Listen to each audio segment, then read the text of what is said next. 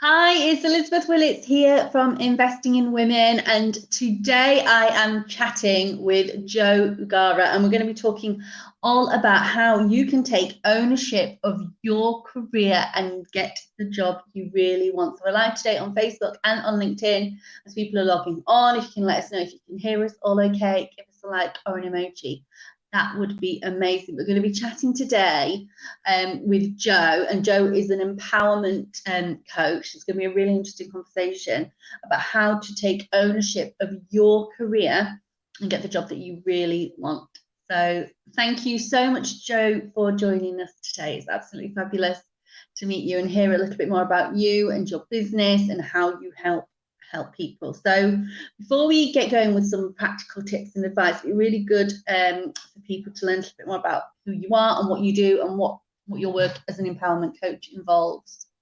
Yeah, thanks, Liz, and thank you for inviting me on. Because it's always good to have these conversations and let people know how they can actually gain the control back in ownership in their in their life and career. But yeah, so I came to this actually a long time ago. I started life as a lawyer over 20 years ago. And then I made a big career change in my early 30s and became an employee career coach in a law college. So I've been working with, as a career coach for many years. But for me, the whole empowerment thing came in when I had kids, funny enough.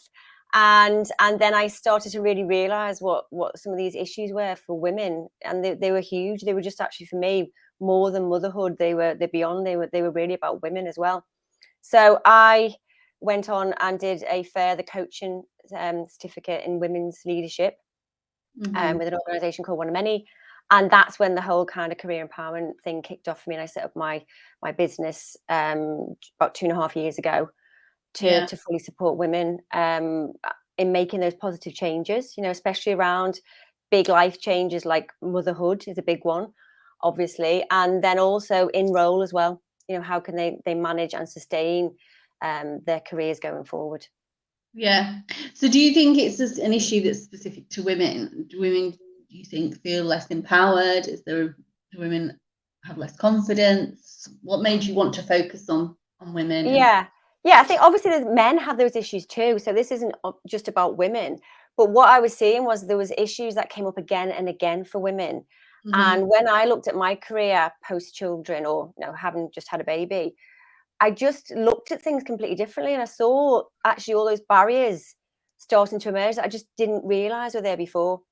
And I couldn't work out why. And when I started to look into it more in depth, there's many reasons why it is actually, for a large part, it is a woman's issue.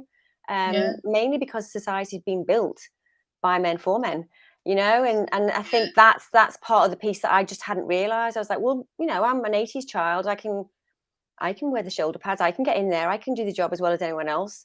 But actually, it's much more than that. And I think when we understand that actually we do have that ownership and that ability to take back the power in that, then we can start to carve out a career in our own terms in the way that we want it to be. So that became really quite important to me. Interesting what you said, because I do class myself as a feminist, but actually I've always been a feminist, but I've never worn that label or worn that badge until I had children and realized how many barriers, like you said, there are, because unfortunately, society is still set up where women do the bulk of childcare, domestic duties, all sorts of other things as well. So there is a lot more barriers that women tend to face in work and society. And you realise how tough it can be being a woman in, we think we live in an equal society, but actually there's still a long way to go.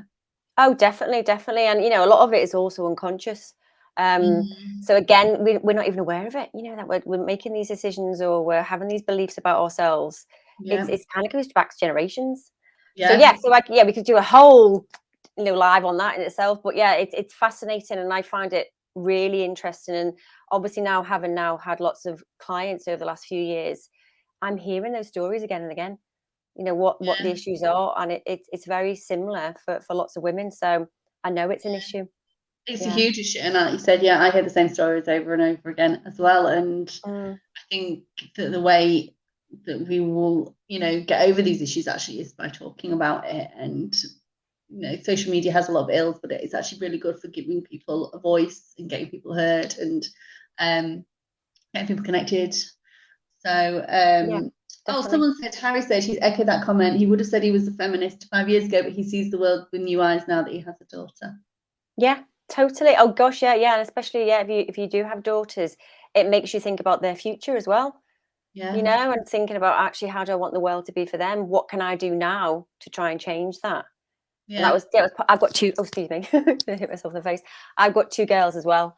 And for me, that whole kind of role model piece and that change that I wanted to see for them was equally as important as kind of what I wanted to, support other women around me with.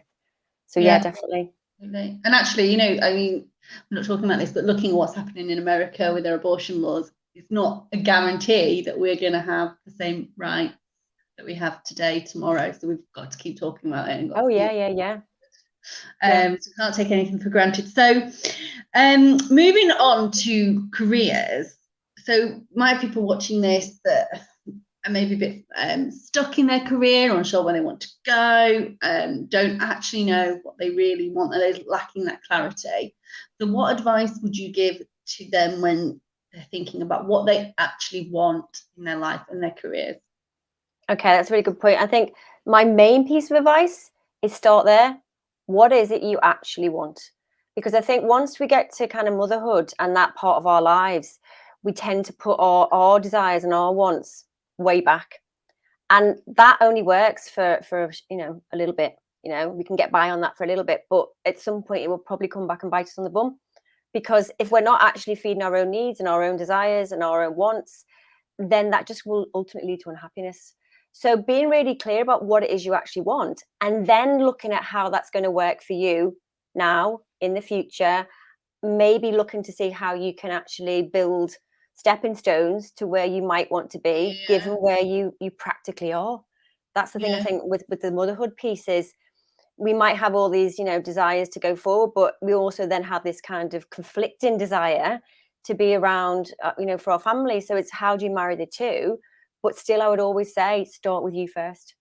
Yeah. What is it you like want? On an aeroplane, isn't it? They say put your own on first. Oh gosh, yeah. And that comes, around also the other piece around self-care and actually having the energy to do this thing as well, because that's the other thing. So much burnout, especially over COVID. And lockdowns was just so apparent for women especially. So that whole, and then it becomes the whole like, well, how do I do that? That sounds like impossible. And a lot of my clients come to me going, Jo, how can I do this thing? And I say, okay, let's literally unravel it. Let's unpick this. What do you want it to look like? Get that clear vision, and then let's start working towards it. I think actually as well, it's important to add, what do you want, not what does society expect of you? What is your friend doing? What's your neighbour doing? What's your colleague doing? It's really easy to get into that whole comparison trap. Yeah. So worthwhile staying in your lane and knowing that we're all on our own path. And at your pace and what you can cope with, definitely. Because you look around, some people seem to be doing it all, and they're all, and you think, I just can't do that. And that was very much me. I was like, I just can't do that. I need to be doing this. This fits in with me, my life, my values, everything else that goes into the pot. Because there was lots of things actually. There are lots of things that go into the pot when it comes to what is right for you. Yeah, absolutely. So talking about empowerment, so we spoke about people, particularly women when they become mothers, may lose confidence, may realise there's some barriers there that they didn't realise were there. So how can we become more empowered in our careers, start striving for what we really want, and then crush any self-limiting beliefs we have? Well, that's a massive question, isn't it? How do we do it? Well, just do this and it'll be fine. So there's no, magic pill as such. I think that the key really is about understanding your value and understanding what it is you want and trying to match the two. So when I look at women who are maybe feeling underconfident or feeling like they can't do it, one of the things we start to do is break that down. Is that the truth? Is it actually something you can't do? More often than not, they're fully capable. It's those other barriers and those other layers that come into play. If you've been at work for a while, for example, that can really erode your confidence. Okay, so what could we do? What small steps could you start to do to put that confidence back into play? So there's multiple ways you can do that, but a lot of the confidence piece is really about taking those steps, Yeah. you know, and just literally one step at a time, and a comfortable step that you're going to succeed in, because it's no use setting yourself these huge, you know, tasks and goals if you're not ready to do it, or if you're not in that place where you can do it. Yeah. You just set yourself up for failure. So it's really about being really clear with yourself, being really honest, and taking those steps.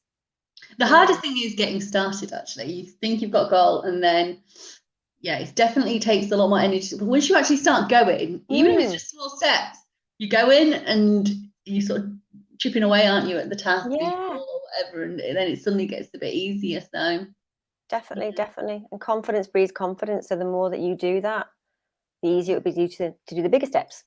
Yeah, absolutely. It's sort of a muscle, isn't it? You've got to work it like you would in the gym. Alexandra says, comparison takes away so much from the opportunity to be really happy. Love these reflections. Values at work keeps making all the difference for me.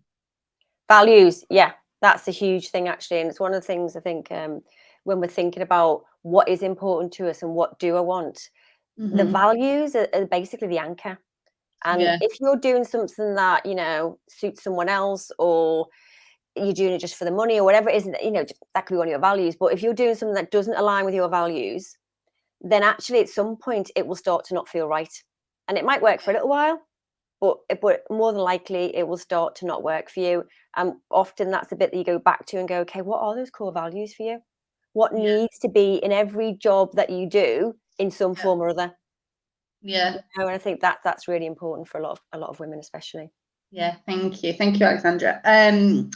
So another question I had, and this was sort of a little bit selfish for me as well, because I was like, I am getting, you know, as I've got into my job board and getting into my business, I'm becoming more and more ambitious as an individual. I know that you know, there'll be a lot of people watching this perhaps feel the same. They've started building on that confidence. They're getting a bit more confident, and then tips really about because we talked a little bit about, you know, if you've got other responsibilities, and tips about how to manage work-life balance, setting those boundaries. So you're setting yourself up for success, you're setting your family up for success, and your career up for success.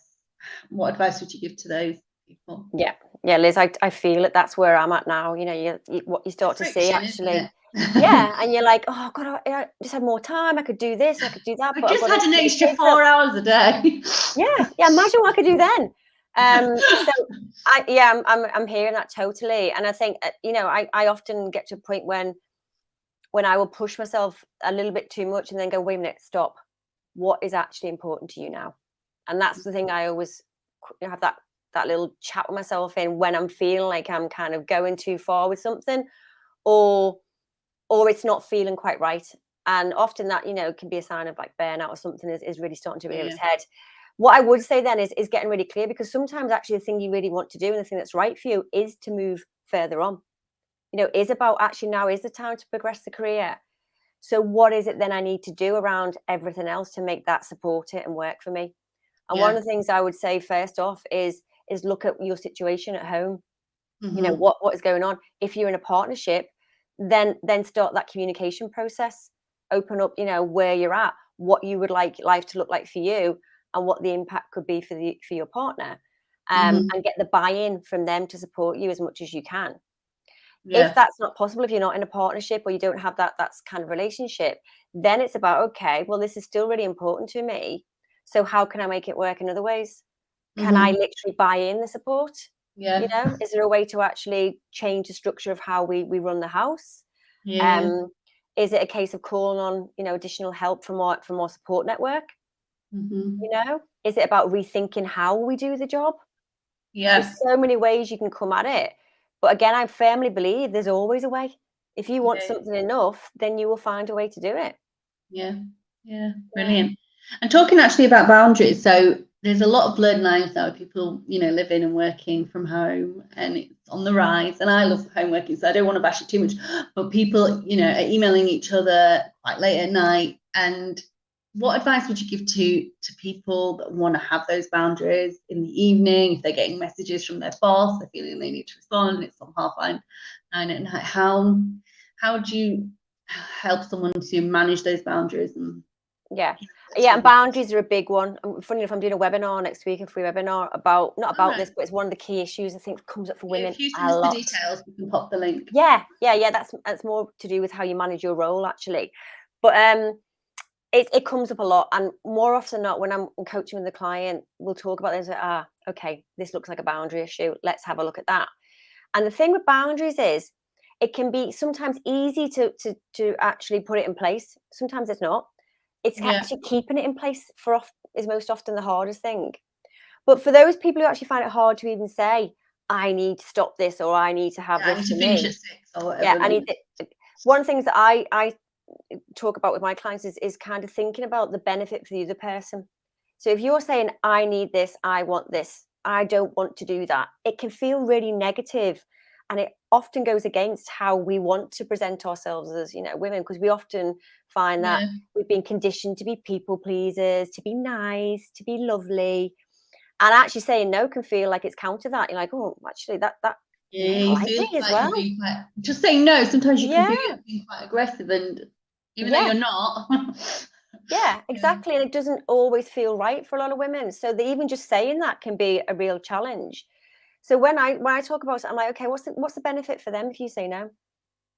And if you can really turn it around and actually see that there's a dual benefit to you actually putting that boundary in place, then it gets a lot easier for that person putting the boundary in to actually do it. So often the benefit is actually you'll get a fresh me tomorrow. I'll be more productive in the office, and I'll be able to take on some of those bigger chunky bits of work that I'm getting bogged down with, all those, whatever the benefit is. There'll always be a benefit if you sit down and work through it. But getting that buy-in from the person where you're giving the boundary and showing that actually you're doing it for the bigger purpose, which is actually get the job done. So I think that works a lot, and it sits a lot easier then. And then for you as well, then to keep the boundary, knowing that actually it's for everyone's good to keep that boundary in place, no matter how tempting it is to dip in and break it down. So and often the repercussions, I think, for working mums, is that then you can also give to your family as well. Because we get so pulled in so many different directions, we get exhausted, and then we can either show up, really well in the workplace, manage to get through the day there, and then go home and everyone gets it at home. So we want to try and get that balance everywhere. Brilliant. And so we talked a little bit about setting goals and chipping away at them. So what tips would you have for someone that's setting a goal? How can they create an action plan and make sure that they stick to that action plan? Well, I think first of all is know what the goal is. So I think, again, a lot of time I see women who are really confused about where they want to be, is they don't actually know what it looks like, what they want it to be. So they're kind of like just dotting around and doing a bit here and so getting really clear on your vision, knowing where you want to be, and knowing that actually it might take, whatever time to get there. It might not be something you can do right now, and getting really comfortable with that. And just taking, the steps that you can chunk those steps down to get there. And then making those goals, those shorter term goals, achievable. Because if you set yourself too big a target, again, you're potentially setting yourself up to fail, and you'll feel like you're not achieving anything, when in reality, you always are. Getting up in the morning, just some days, is an achievement, isn't it, for some of us? Especially got a bad night with the kids, and So I think, being really, not so hard on ourselves, understanding that we're doing an amazing job. The fact that we're actually just getting through the day some days is a major achievement. But equally having an eye on what comes next, and just thinking of, even a few steps beyond that, so that you're making those connections maybe, or you're thinking about, actually, if I did that piece of work, that would tie in nicely for where I want to be in a few years' time, maybe. Just having that foresight to keep chunking away at that bigger picture stuff, it really helps. Someone said, great advice, Jo. Really good advice. Good. And I mean, if someone's been out of work for a little while, I know this will be a thing, and they are looking for work and maybe feeling they've lost some of that confidence, what advice would you give to them about feeling more confident and empowered in their job search? Well, again, it's really hard, isn't it? I'd love to be able to drop a magic confidence pill on somebody and go, off you go, you'll be fine. But really, it is about, actually, as you say, taking those first steps, even just having a really honest conversation with someone and say, I'm feeling like this, or I want this to change. I really would like it to look like this, whether that's with a coach, whether that's with a friend, whether it's with your partner. Yeah. And just actually putting it out there half the time can really move things forward. And then once you've said it, okay, so what happens next? What's the next step to make that, you know, closer to reality? Okay, maybe I could do a bit of research. Maybe I could chat to somebody. Maybe I could have a look on the jobs board and see what's going on, browse, get a sense of what's going on, and then start to piece the jigsaw back together again. Yeah. So it's really about those smaller steps, and just usually it's about admitting that you actually want to do it. Yeah. Yeah. I've got a final question. I didn't write this down, so I'm going to just surprise you with it. But talking to you, I think this is an important one as well. So there was LinkedIn did a study, I think, with the female lead or somebody like that about a year ago, about, it was looking into the gender pay gap, and it was about the gap and the different reasons that there is a pay gap. And one of the reasons, I've forgotten the terminology they used, was because women are less likely to ask for pay rises in the workplace. So what advice would you give to somebody that thinks they're being underpaid, wants to ask for a pay rise, is maybe a bit nervous about having that conversation? How can we get more empowered about asking for more money? Yeah, I'm a big believer in asking for what you want and need, and it's exactly the same with pay as well. I think first of all, get really clear on what the right pay structure is, so you know your facts. So you're going in there really well informed. Maybe do a little bit of market research as well. You know, that's what I've done in the past when I've asked for a pay rise. I've actually had a look and said, okay, am I asking for too much here? Is that wrong? No, actually, it's right. So knowing that you've actually got that information behind you really helps. Again, the other thing to really think about is what's going to be the value to them for you to stay and be there in a more engaged and focused way, because they're paying you for the value that you bring. So bringing that value piece in as well is going to be really important. So understanding, you know, if you've got like a job which is very clearly linked to targets and results, again, having that information really, you know, really close to hand and knowing it, and showing that actually you are doing the job, if not more. Quite often we're doing more. You're bringing it in, and therefore you fully believe that actually you're entitled to that. So I think as long as it doesn't like you feel like you're, you know, if you haven't got anything to back it up, it's going to always feel a little bit of a difficult ask.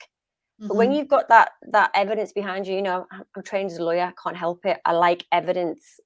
If you bring that in with you and then talk to them in those terms that they understand, and actually see the benefits for them, for you to continue on, because you're really good at what you do. Yeah, they don't want to lose you. Why would they not pay you the money that you actually, you know, are valued outside of, you know, the organization in the current market? Yeah, you know, so it becomes really, you know, why wouldn't you? I mean, obviously, you know, at the end of the day, there isn't full transparency, and you can't say, well, you're paying such and such this. That is a bit more of a trickier situation, but you've got to work on the basis of, you know, your value.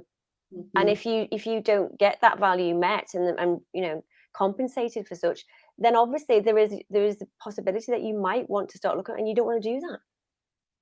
No, you know? Especially happy there, and they don't want to lose you. It costs. I remember when I was first starting recruitment, it was a stat we got told, whether it was accurate, but I think it probably is going on for that.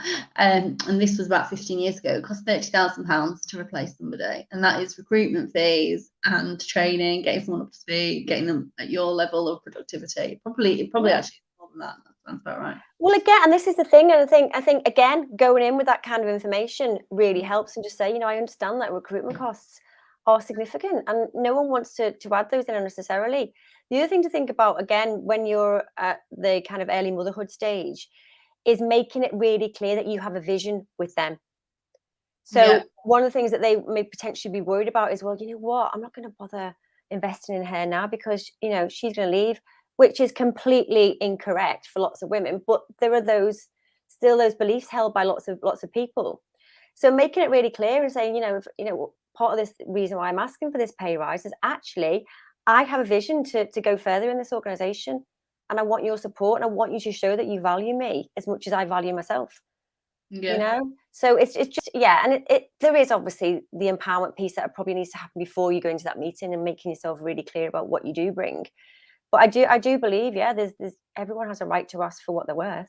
Yeah, brilliant. Absolutely. Brilliant. So remind everyone, so you're running this webinar next week about, we said it was about. So no, I didn't tell you actually. Boundaries, that was it. So basically it's around elevating your career. So being able to go further in your career. And I specialize as well in helping women do that using feminine leadership tools. So doing it in a way that feels right to them, you know, so that you can put those boundaries in place and it doesn't feel like you're being assertive or aggressive or anything else, those words that maybe are more masculine. So so how to elevate your career, and I'll be looking at things like boundaries. Visibility is another big thing. You know, how do you actually maintain visibility, especially when you're part-time, that kind of stuff. Especially in a virtual world, in a virtual world, yeah, and as a woman again who may network and do things differently to men. And the other thing is around support networks as well, understanding the power that you can build for yourself by bringing other people in your career journey. So I'll be doing that, excuse me, next Tuesday the 17th, 1 o'clock. It's online. So I'll give you a link for that as well. On your website, people. They're not on my website because I'm not that up to date with tech on websites. But I can post it to you, or I can update it on my LinkedIn. Have an email sign up or anything like that? Yeah, there's an Eventbrite sign up, definitely. So you can just all right, so we'll share the link for that, and then people can join that event. And remind people as well how else they can connect with you and find out about you and the services that you offer. Yeah, so I'm on LinkedIn a lot, so easily find me under my name, Jo Ugara. I think it's Career Empowerment Coach comes up as well. I'm on Instagram as Career in Your Power, and on Facebook a bit. I don't spend as much time on Facebook these days, just because I haven't got time. You know, you've got to like pick a platform, really, haven't you? Yeah. So I'm mostly on LinkedIn actually. Yeah, so you can find me there, and my website again is my name. So make it easy. Lots of those. Oh, well, thank you so much, Jo. That was absolutely brilliant advice. I've taken so much on board, and I'm sure everyone has that's watched today. If anyone's got any more questions for Jo, I'm sure she'd be happy to take them if you dropped her a message. Thank you so much for everyone that's watched this week's LinkedIn and Facebook Live. And thank you so much to Jo. Oh, thank you, Liz. It's been a real pleasure, actually. I love talking about this. Talk all day. Good. Oh, brilliant. Well, thank you so much. Have a nice afternoon, everyone. Bye. Bye. Bye.